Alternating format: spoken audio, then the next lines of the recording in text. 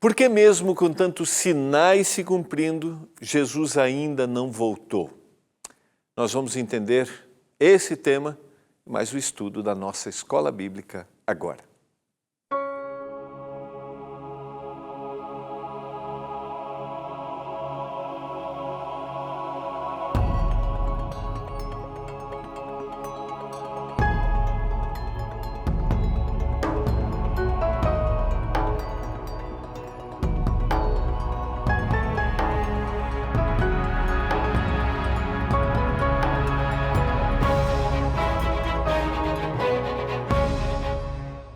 Olá, tudo bem com você? Está no ar mais um programa Escola Bíblica, aqui pela TV Novo Tempo, o canal da esperança.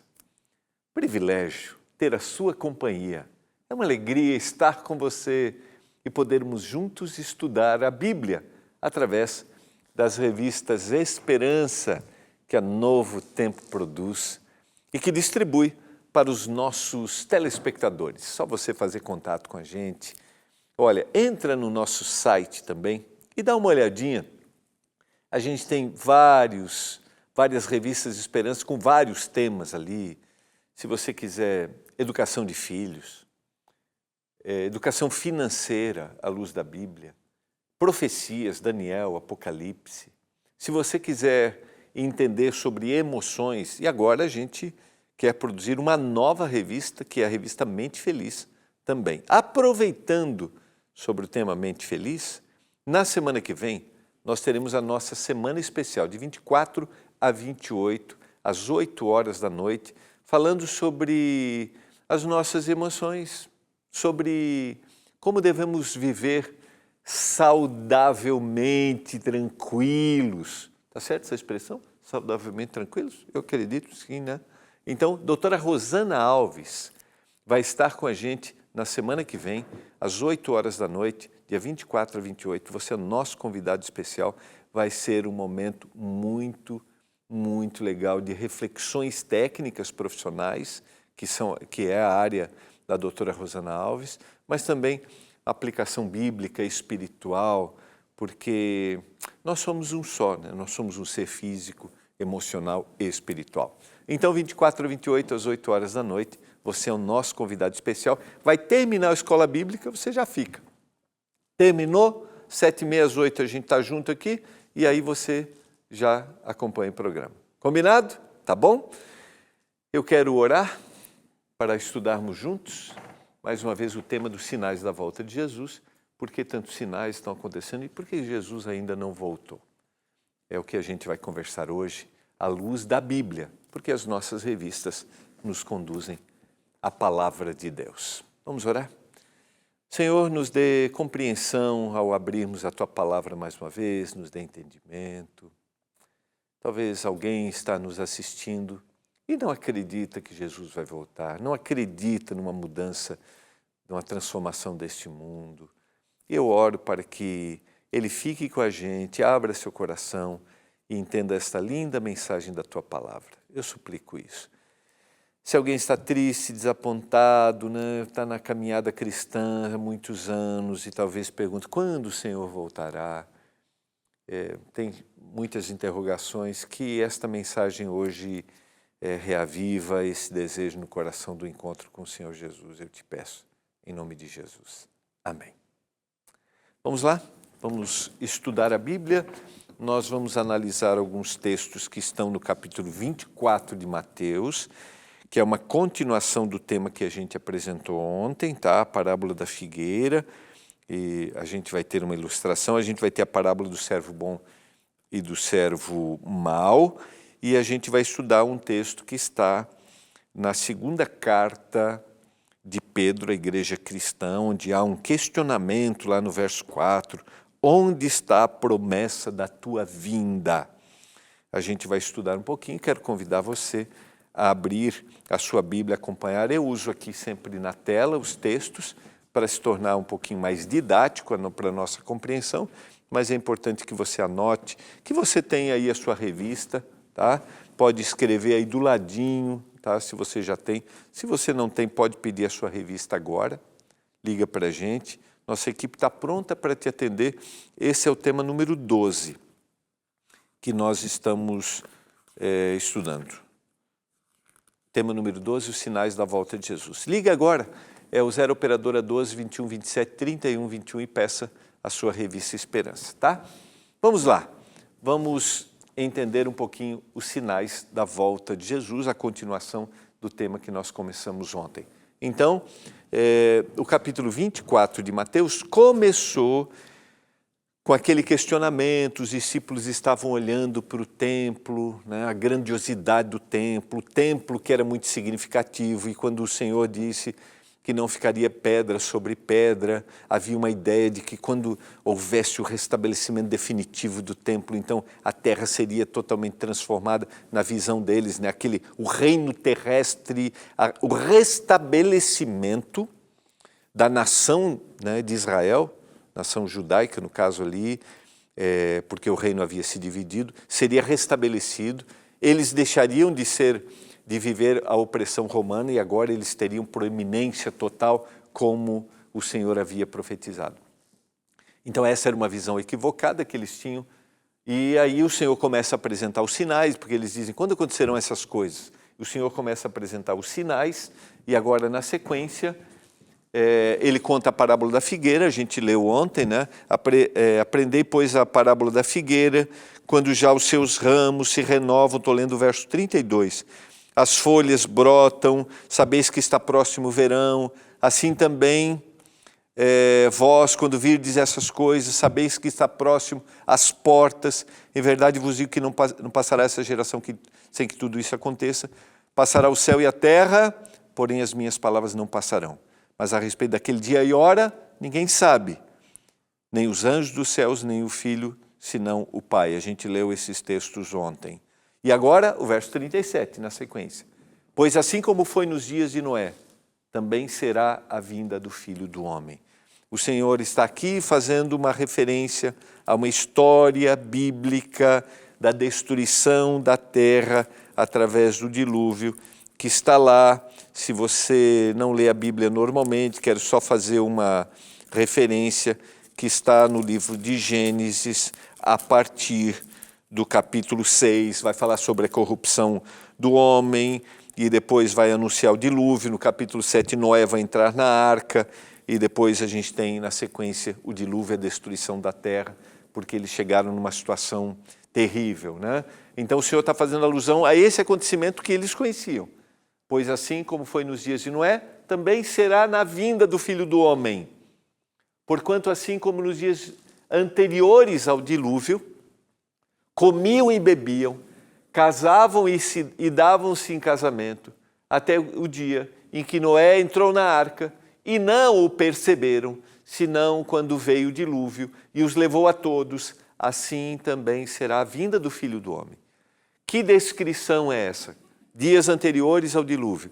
Ou seja, Noé pregou, Noé anunciou durante 120 anos, Noé disse que o Senhor iria destruir a terra, só que eles não se antenaram, não perceberam a necessidade do preparo para aquele dia. Por isso que eu falei ontem que o anúncio dos sinais da volta de Jesus tem um objetivo: preparo. Por isso a repetição da palavra, para que ninguém vos engane, e eles enganarão a muitos. Então o Senhor está dizendo assim, não deixe se enganar, viva a vida, desfrute, tenha objetivos, está tudo bem, mas não esqueça, o Senhor vai voltar. Qual é a prioridade da vida? É o encontrar com o Senhor Jesus. Dá para entender como isso fica claro? Então, nessa descrição, como foi nos dias de Noé, dias anteriores ao dilúvio, eles comiam, bebiam, casavam-se, davam-se em casamento, ou seja, eles viveram a vida sem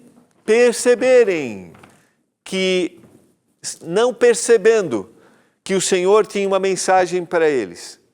Assim também será na vinda do Filho do Homem.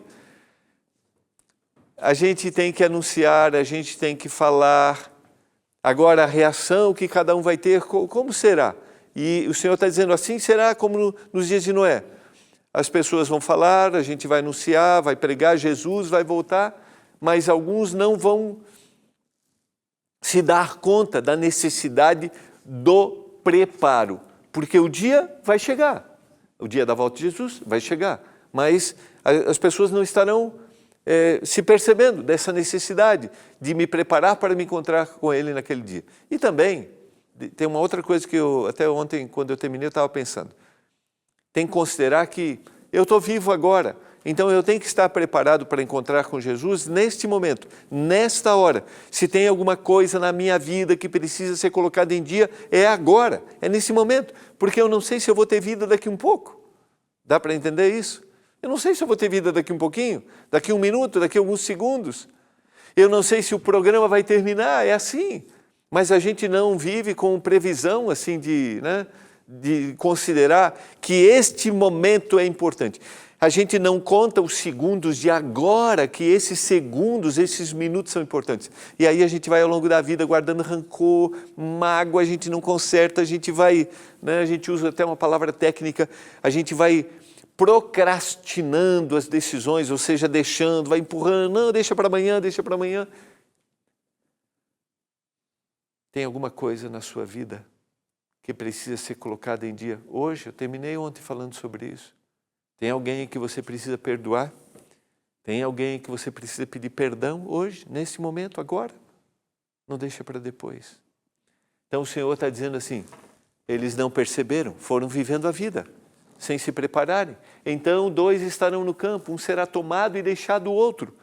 2 estarão trabalhando no moinho, uma será tomada e deixada a outra. Essa é uma referência aos que serão salvos e aos que não aceitaram a salvação.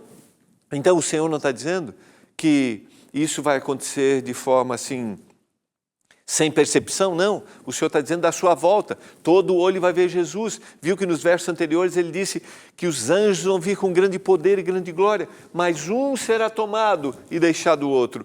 Uma será tomada e deixada a outra. Ou seja, um estará preparado para encontrar com Jesus e o outro não estará preparado para encontrar com Jesus. Esse não é um evento secreto. O contexto, ele está falando sobre a vinda do Senhor, quando todos vão ver. Não é um contexto de um acontecimento que vai acontecer secretamente assim, né?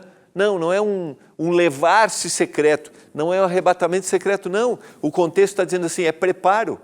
Um vai estar preparado quando Jesus voltar, e o outro não estará. Portanto, olha a sequência, vigiai, porque não sabeis o dia em que vem o Senhor. Mas considerai isto, se o pai de família soubesse a que hora viria o ladrão, vigiaria e não deixaria que fosse arrombada a sua casa.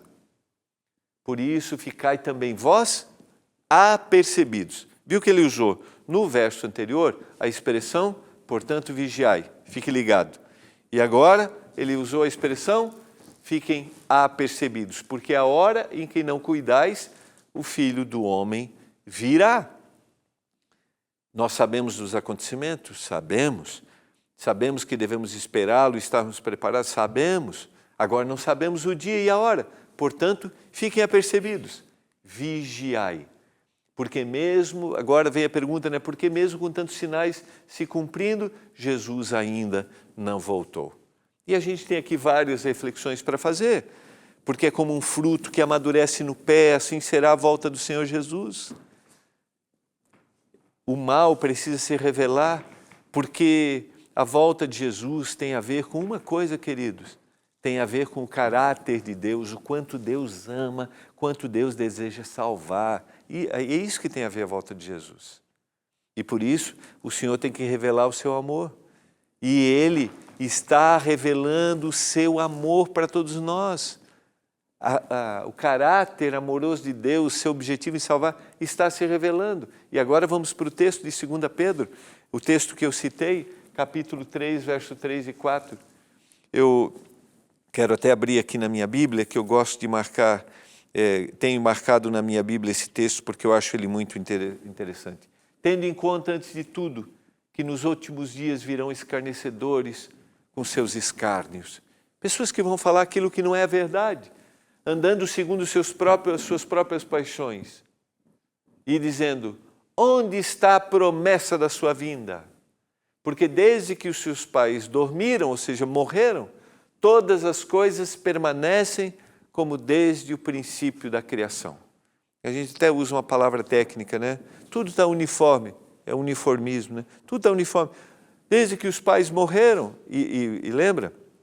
Pedro está escrevendo isso para a igreja cristã, porque eles ouviam isso dessas pessoas, aqueles indivíduos que estavam questionando. Pedro está dizendo assim, olha, vai vir gente e vai perguntar assim, onde está a promessa da vinda? Lembra, quando Jesus sobe ao céu, os anjos aparecem e dizem, da mesma forma como vocês viram ele subir, ele vai voltar. E agora, cadê ele? Cadê ele? Os anos estão se passando. A igreja cristã estava sendo perseguida, os momentos eram difíceis, e cadê o Senhor? Onde ele está? E aí, na sequência, as coisas permanecem assim desde o princípio, mas o Senhor não retarda a sua promessa, como alguns a julgam demorada. Pelo contrário, ele é longânimo para convosco, não querendo que nenhum pereça, senão que todos cheguem ao arrependimento.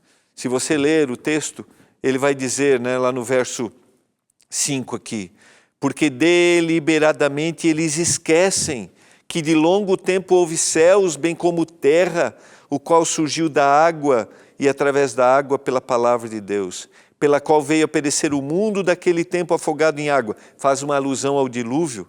Ora, os céus que agora existem, a palavra, pela mesma palavra, têm sido entesourados pelo fogo, estando renovados para o dia do juízo e a destruição dos homens ímpios. O Senhor está dizendo, eles esquecem que Deus criou, que um dia Deus já destruiu. Há, todavia, uma coisa, amados, que não deveis esquecer, que para o Senhor um dia como 1000 anos e 1000 anos como um dia.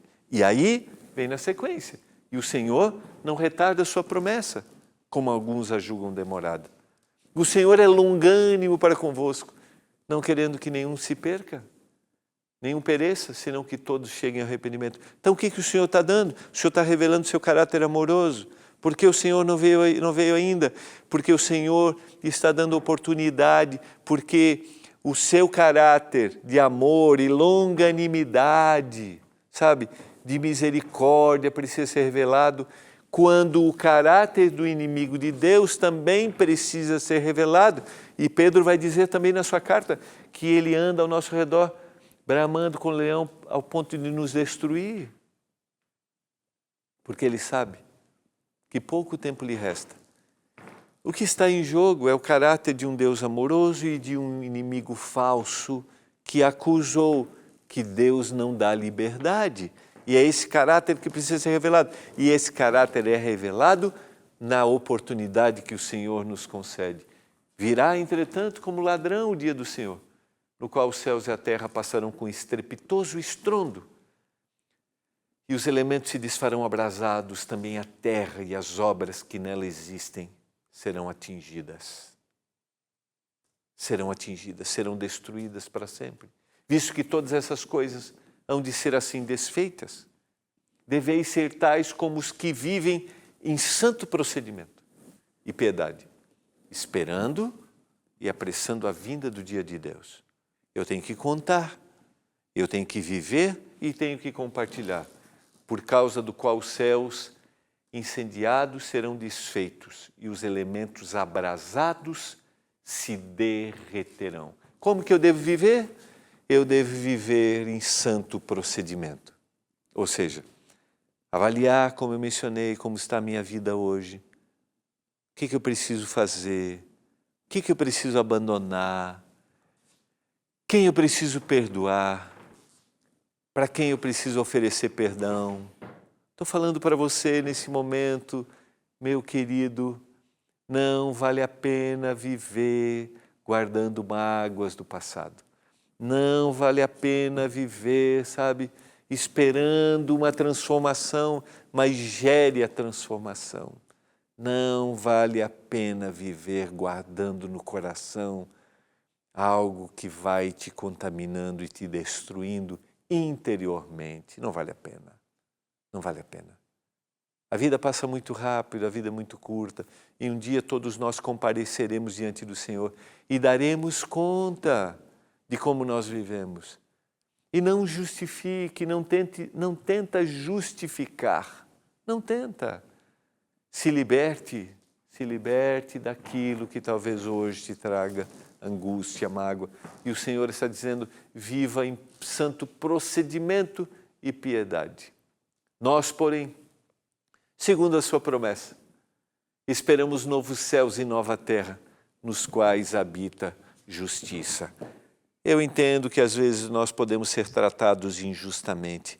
Eu entendo que às vezes nós não conseguimos mudar uma situação.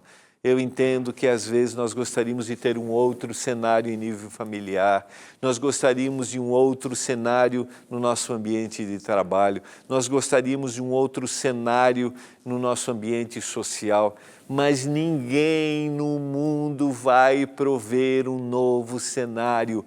Tem que partir de mim, de eu estar em paz e dentro da minha esfera de atuação propor, mas mesmo assim não haverá transformação. O que vai transformar esse cenário, esse lugar de perfeita justiça, um lugar onde habita a justiça, é a volta do Senhor Jesus. É isso que o Senhor está dizendo aqui. Santo procedimento e santa piedade. Por essa razão, pois, amados, esperando essas coisas, empenhai-vos por serdes achados por Ele. Como? Lê comigo aqui. 3 coisas.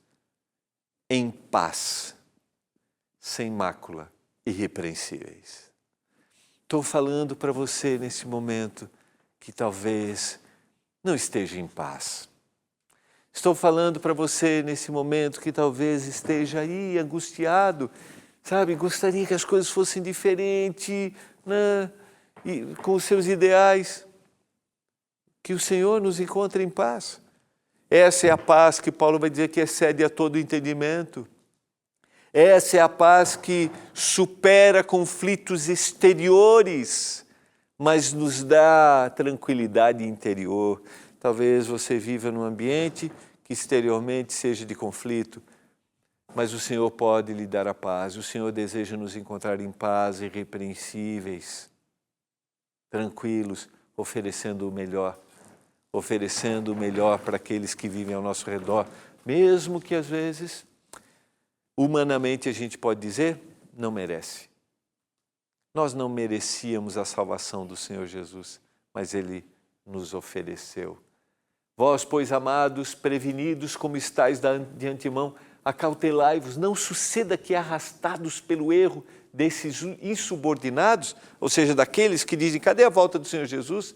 Descaiais da vossa própria firmeza, antes crescei na graça e no conhecimento de nosso Senhor e Salvador Jesus Cristo.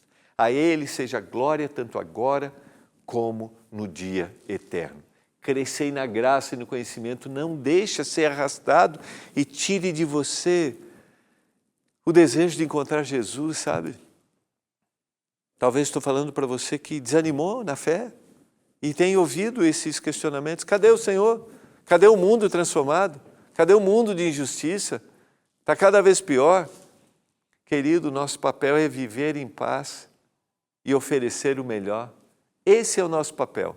E o Senhor Jesus vai cuidar. Não deixemos ser iludidos. Vai tirar da gente a nossa firmeza, mas vamos crescer na graça e no conhecimento do Senhor. Estou falando esse tema para você está ouvindo pela primeira vez, eu quero te motivar a estudar.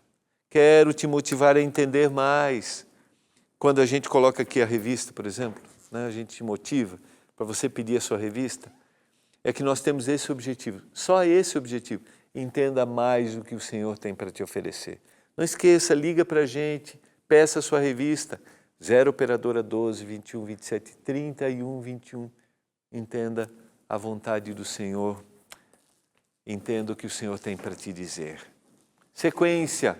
São textos de extrema reflexão e eu concluo com a parábola do servo bom e do servo mau, que vem na sequência de Mateus, o capítulo 24, a partir do verso 45. Quem é, pois, o servo fiel e prudente, a quem o Senhor confiou os seus conservos, para dar-lhes o sustento a seu tempo? Quem é ele?